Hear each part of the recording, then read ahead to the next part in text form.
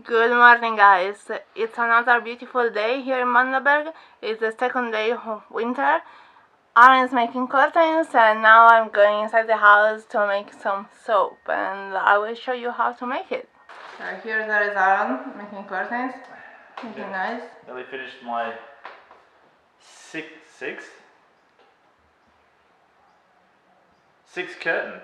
That's very good. Go me. Good job. I know, right? Okay, so first things first, the soap is made by using a combination of water, distilled water, oils, and lye. So there won't be any trace of lye left in the soap after the saponification process. So soap is made with lye, sodium hydroxide, but there is no sodium hydroxide in the soap. It's very important. So we are starting measuring our water and our sodium hydroxide.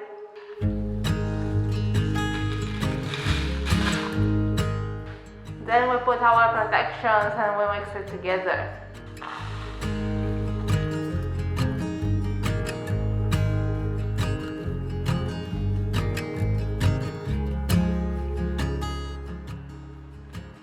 Now we let this rest for a couple of hours. Meanwhile, we're mixing and melting our oils. Well, we are melting and mixing our oil.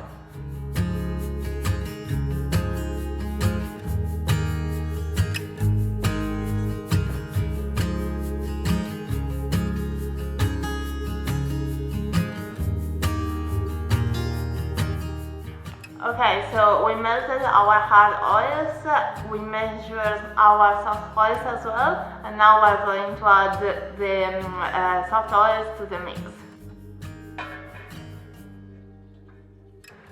And now we wait a couple of hours until everything gets cooler, and then we're going to make our soap.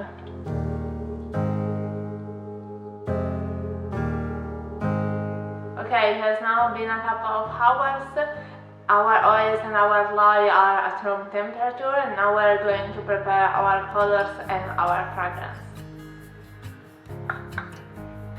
Today we're going to make a coconut lime soap, so we're going to make it white and green.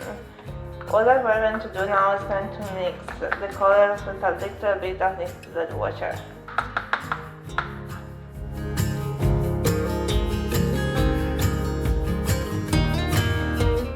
And we're going to measure our fragrance as well. Okay, so we have our colors and our fragrance ready to go. Here we have the melted oils and the blender and the lye. So now we are going to blend the lye and the oils together.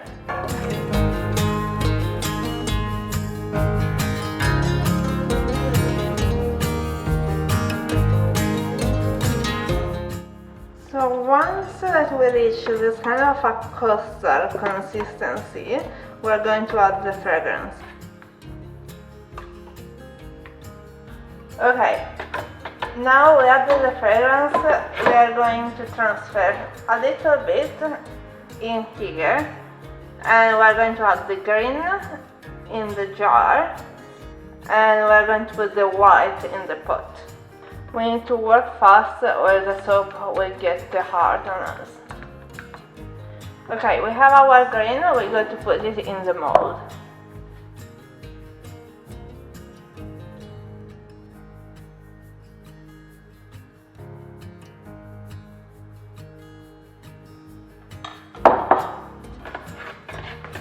We set this mold aside and we're going to put the white in here. Okay, now we have our white. It's still a little bit yellowish, but it will get whiter with time. We're going to put it on the top of the green. Okay, so we waited a few minutes. Now our soap is harder. We're going to make the top. Looks like cream. How pretty is this? I love it. I love making soap. Okay, it doesn't have to be perfect because anyway we will cut it in bars.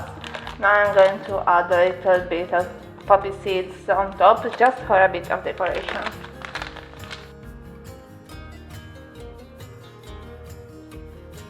And there's our soap.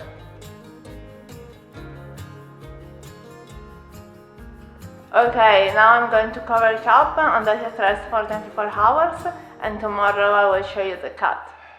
So recently we've had a bit of a mouse infestation.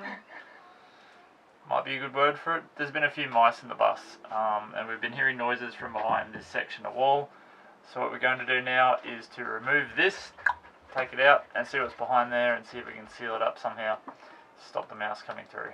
Mice. Yeah. I'm a bit scared to see what's behind that wall, honestly. It's going to be a bit tricky because it's all glued in, and yeah. so yeah, I might be breaking stuff today. No, let's don't do that.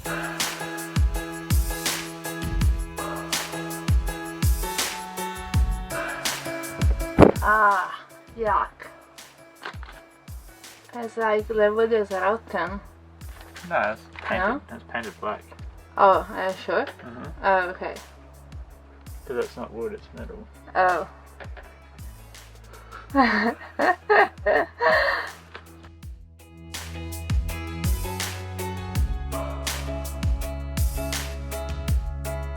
So the hard part now is trying to get these off without breaking them, because they're all locked together with a tongue and groove. So yeah, we'll see if we can get them off without breaking it. Is it alive? I think so. That's good.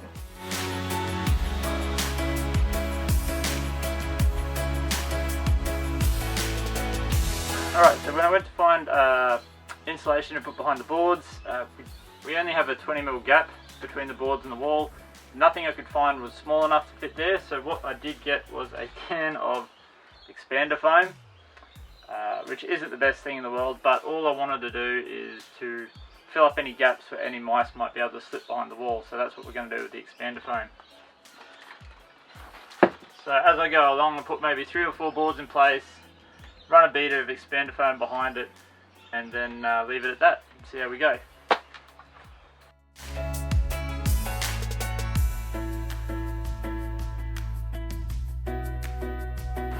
This stuff expands to about 3 times its initial size, so a bead like that should not let anything through because that'll expand 3 times as much. Hopefully it doesn't pop the wall out. Alright, so what I'm doing now is replacing the top wood. I don't know what it's called. I'm going to call it a top wood, just because it had some rot at the end, and it didn't make sense to me to replace this much of the top wood and have 2 joins in the wood. So I'm going to replace the whole thing. I've sealed it with linseed oil just to give it a bit of protection, and yeah, we'll see how it looks like when I put it in.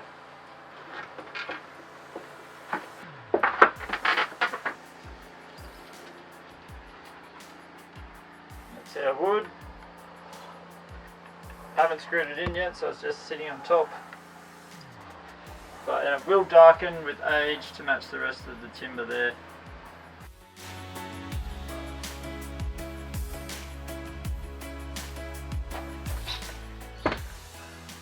Just too bright. That's better.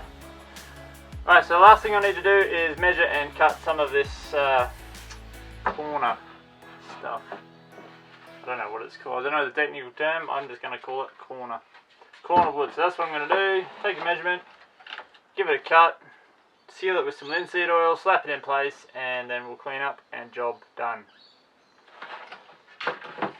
And that is the finished product. So hopefully that'll fix the mouse problem. Alright, so that's the end of the video today. As always, thanks for watching. And if you liked this video, make sure you give it a subscribe, share it amongst your friends, give it a thumbs up, comment on it if you've got anything useful to say. And we'll see you in the next one. Thanks again. See ya.